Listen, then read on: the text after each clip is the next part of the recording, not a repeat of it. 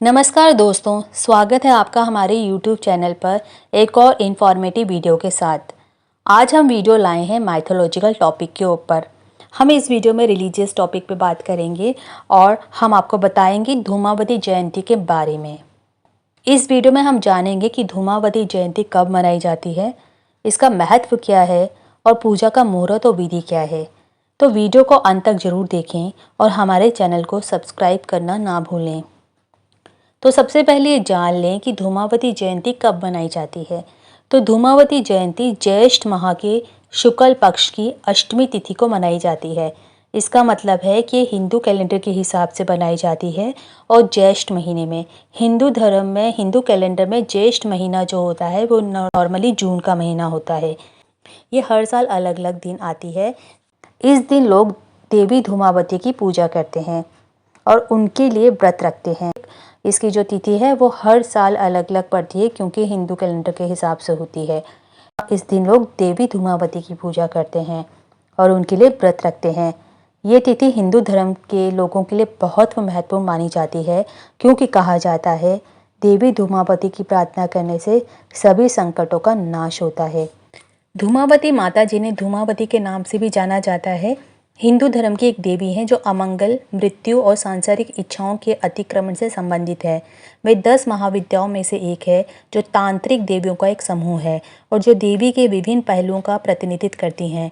धूमावती को अक्सर एक बूढ़ी विधवा देवी के रूप में दर्शाया जाता है जो स्त्री देवत्व के क्रोध, वृद्धा पहलू को दर्शाती है। उनका स्वरूप बहुत ज़्यादा डरावना होता है, बिखरे हुए बाल, धंसी हुई आंखें और कंकाल जैसा शरीर। वह आमतौर पर सफ़ेद या हल्के रंग के कपड़े पहनती है जो शोक का प्रतीक है। उन्हें बिना घोड़ों वाले रथ पर सवार या कौवे पर बैठे हुए देखा जाता है जो अशुभ और मृत्यु का प्रतीक माना जाता है। उनके हाथ में एक सूप होता है जो स्थूल से सूक्ष्म को अलग करने का प्रतीक है और साथ में एक पंखा होता है जो भ्रांतियों को दूर करने का संकेत है। कभी कभी उन्हें झाड़ू के साथ भी दिखाया जाता है जो अज्ञानता को दूर करने का प्रतीक है। माना जाता है कि धूमावती का उत्पत्ति धुएं से हुई थी जब सती ने अपने पिता के यज्ञ में आत्मदाह कर लिया था। धूमावती माता की पूजा विशेष रूप से तांत्रिक साधना में की जाती है और माना जाता है कि साधना से साधकों को सांसारिक बंधनों से मुक्ति मिलती है और आध्यात्मिक उन्नति होती है। धूमावती माता की पूजा तांत्रिक साधना में विशेष महत्व रखती है।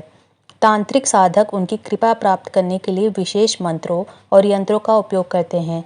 धूमावती यंत्र और धूमावती मंत्र का जाप उनके साधकों के लिए महत्वपूर्ण माना जाता है। उनकी पूजा आमतौर पर अमावस्या के दिन की जाती है जो अंधकार और नए शुरुआत का प्रतीक है। इसके अलावा मंगलवार और शनिवार के दिन भी उनकी पूजा शुभ मानी जाती है। धूमावती माता की पूजा में काले तिल, काली उड़द, काले वस्त्रों का उपयोग किया जाता है। उनकी मूर्ति या चित्र के सामने दीपक जलाकर के धूप और काले तिल का भोग लगाकर पूजा की जाती है। धूमावती माता की आराधना से साधकों को जीवन के दुखों और कठिनाइयों से मुक्ति मिलती है। वे अपने भक्तों को सांसारिक मोह माया से ऊपर उठने में मदद करती हैं। धूमावती माता का स्वरूप उनकी पूजा साधकों को भय, असुरक्षा, अज्ञानता से मुक्ति कराता है। वो एक बहुत ही ज़्यादा शक्तिशाली देवी मानी जाती है जो सभी प्रकार के बुरे प्रभावों, बाधाओं को दूर करती हैं। उनकी कृपा से साधकों को नकारात्मक ऊर्जा और पूरी नज़र से सुरक्षा मिलती है। धूमावती माता की आराधना से साधकों को मानसिक शांति मिलती है, स्थिरता मिलती है और आध्यात्मिक उन्नति होती है। उनका पूजन साधक के जीवन में आने वाली सभी नकारात्मकता को दूर कर सकारात्मक ऊर्जा का संचार करता है। माँ धूमावती महाविद्या की पूजा मुख्य रूप से माँ के प्राकट्य दिवस व गुप्त नवरात्रों में की जाती है। आपको हमने ऑलरेडी एक वीडियो बना करके शेयर की है अपनी YouTube चैनल में कि गुप्त नवरात्रे क्या होते हैं।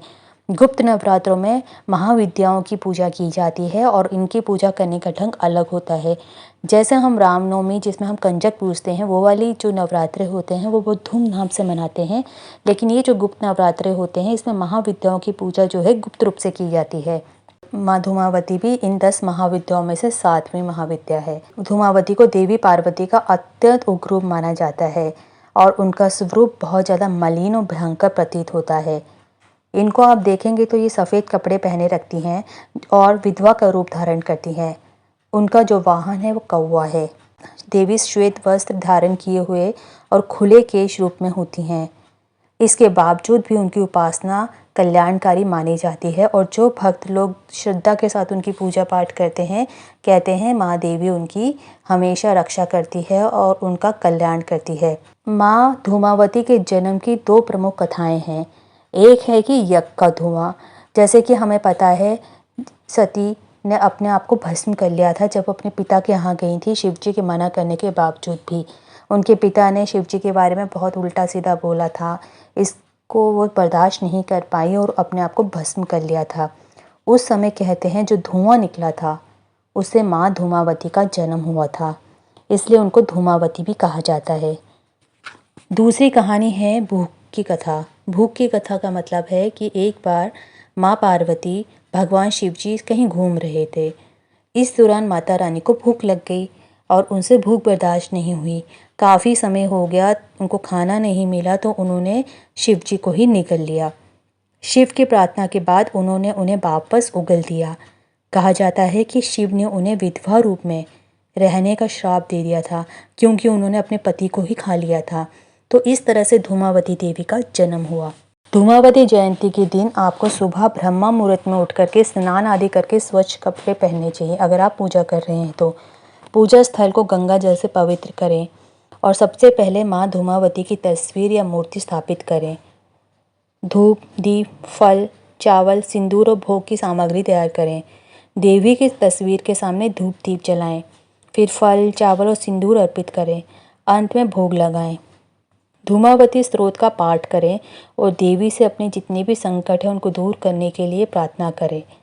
पूजा के अंत में किसी भी गलती के लिए माफ़ी मांगें, उनसे क्षमा मांगें कि अगर उनसे कोई त्रुटि हो गई है पूजा पाठ में आपसे तो उन्हें माफ़ करें। माँ धूमावती को विशेष प्रकार के भोग चढ़ाए जाते हैं। उनको मीठा नहीं बल्कि नमकीन भोग पसंद है। मध्य प्रदेश के दतिया में बहुत ही फेमस एक धूमावती मंदिर है। वहाँ के मंदिर में भक्त लोग माता रानी को कचौड़ी और पकौड़ों का भोग लगाते हैं। वो मीठा नहीं चढ़ाते हैं।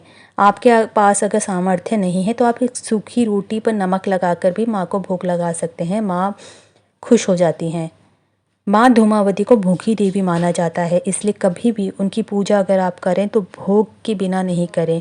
कुछ ना कुछ उनके भोग के लिए लगा करके आपको रखना होगा।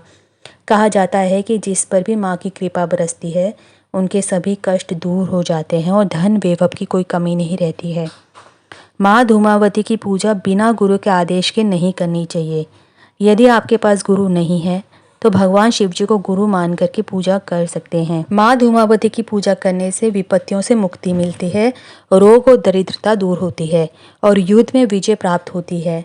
इस दिन माँ धूमावती की आराधना करने से धन वैभव की प्राप्ति होती है और सभी प्रकार की बाधाओं से मुक्ति मिलती है। माँ धूमावती महाविद्या होती है, महाविद्याओं का एक स्वरूप है।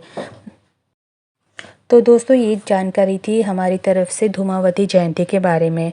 धूमावती जयंती पे अगर आप भी माता रानी की पूजा करना चाहते हैं तो आप अवश्य करें, लेकिन कुछ प्रिकॉशंस आपको रखनी पड़ेगी जो कि इस वीडियो में हमने आपको बताई है। उम्मीद है आपको ये वीडियो पसंद आई होगी। अगर आपको हमारी जानकारी उपयोगी लगी हो तो कृपया इसे लाइक और शेयर करें और हमारे चैनल को सब्सक्राइब करना ना भूलें। हम आपके लिए ऐसे ही और भी महत्वपूर्ण और रोचक विषयों पर वीडियो लाते रहेंगे। Thanks for watching.